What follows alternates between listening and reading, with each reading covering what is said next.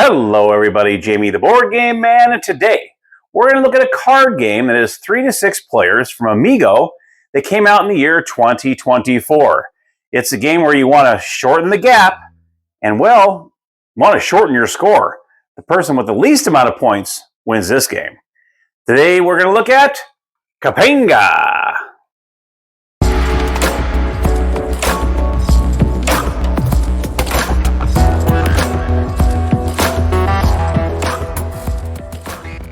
All right, everybody, here is Cabanga. All right. So the setup is very, very easy. All you're going to do is you're going to take the 4 colored cards here, and you're going to go ahead and place them. It doesn't matter what order they're in. And you're also going to have these cards here, which have a gray back to them. You're going to go ahead and shuffle them up, and you can put one on each side. And this is what I just decided to go ahead and throw it out there to save a little bit of time. Okay. Then you're going to have these black-sided dice cards. And you will deal 8 cards to every player and then have a draw pile. So I went ahead and I did that previously. And we're going to have a 3-player game. So the first player, you're going to decide who the first player is. They're going to go ahead and look at the cards. And you want to create the least gap in between the 2 numbers. Now the odds are, what you're trying to do in this game is you're trying to get the least amount of points. The first player to minus 18 points loses the game. And at that point, you see who has the less amount of points, and that player will win the game. Okay.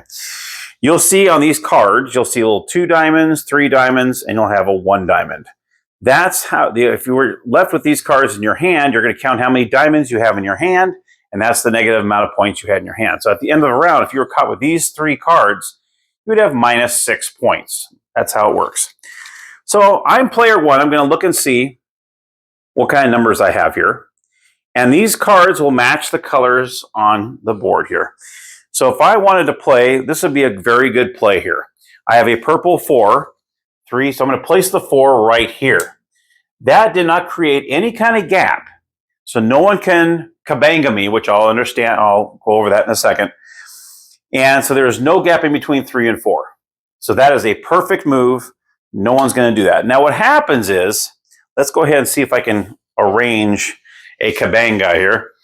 Let's say I'm going to go with,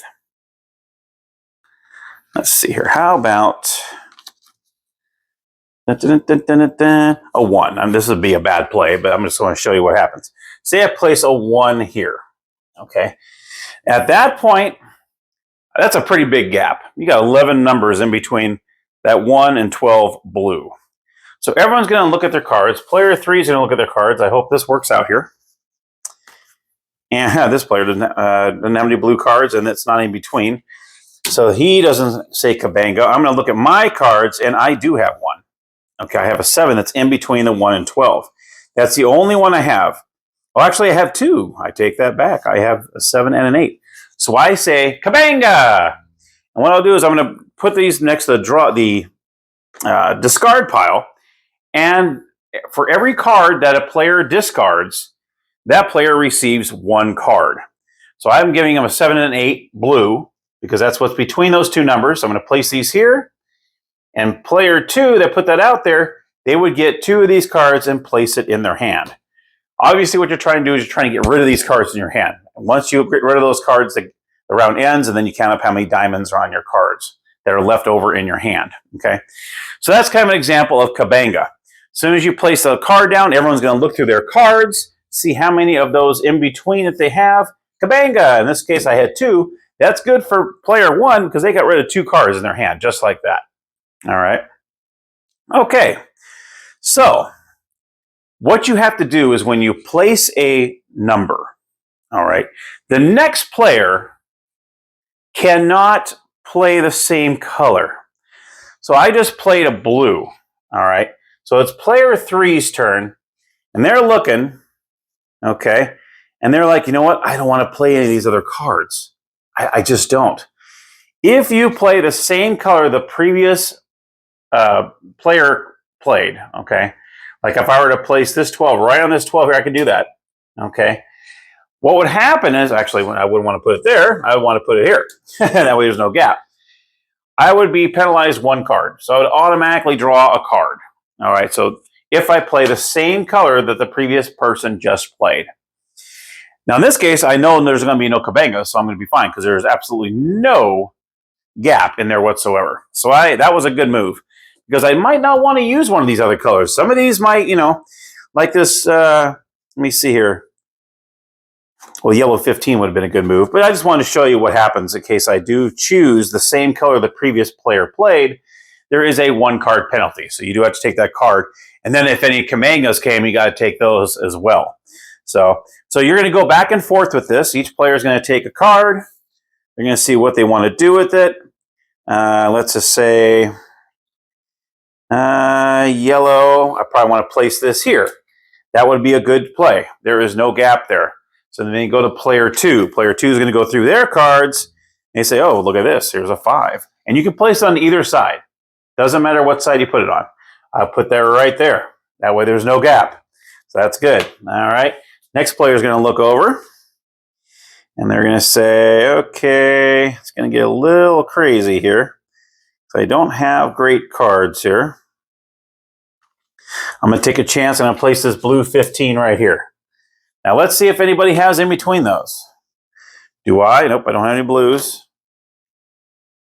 I have a 2, but it's not between. I have a 6, it's not between. 17, nope, it's over. So they got lucky with that one, and there would be no Cabangas on that, okay? And so on. You would keep playing until a player runs out of cards. Once a player runs out of cards, even it could be a Cabanga too. Say, you have 1 card left, and you have that number in between the game and Cabanga, and you play your last card, then what would happen in that case, if I had 1 card left and I yelled Cabanga and I gave up my last card, that person that got Cabanga'd still has to draw those cards. You still have to draw the card, and then you would flip them all over and see how many negative points you would get per card.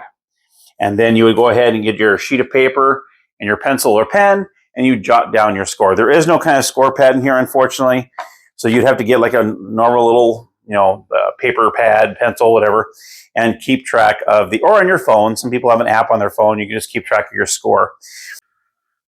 So I will demonstrate real quick how you finish a round. Once a person finishes their cards, what you'll do is you're going to take all these off the gray cards. Of course, you bring all these cards together, and you would reshuffle. And you would take all these cards, and you would reshuffle all these. Okay, all 8 of these cards. And of course, you do a reshuffle, and you do the same thing that you just did. 1, 16, 5, 18, 12, 7, 14, and 3. And then you go ahead and start up again. You deal the 8 cards to every player, and then you would start over again until someone reaches negative 18. At that point, you look to see who has the least amount of negative points will win the game. And that, my friends, is Cabanga. So let's go upstairs, and I'll give you my final thoughts. All right, so my final thoughts on Cabanga. What a cool little game. I do like that it only takes me about 20, 30 minutes to play. It doesn't outstay its welcome. It's very easy to explain it. You can see in my tutorial there, it didn't take very long for you to catch on to how this game works. And it's pretty crazy how you have these cards in your hand and you're thinking, okay, the previous guy put a red card down. Do I want to take that chance and just put another red card down and just get 1 card, hopefully, instead of maybe putting down a blue card where the gap is huge and you might get 3, 4, or 5 cards. So there is a little strategy, not too much for it, but it's enough where it's a lot of fun because you're wondering, do I want to put that card down? And then you just have to hope that you don't. And sometimes you might have a wide enough gap, but nobody has the card for it. And you're just like, whoo, got away with that one. So it's a pretty cool game. Like I said in the very beginning, it doesn't outstay its welcome. It's there just long enough. A great starter to a great game night. A wonderful filler.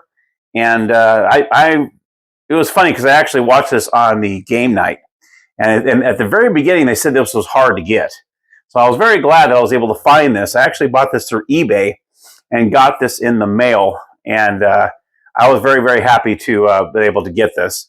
And I got it right at the last, on December 31st. It was literally the last game I got in 2024. This actually arrived on New Year's Eve. So I thought that was pretty cool.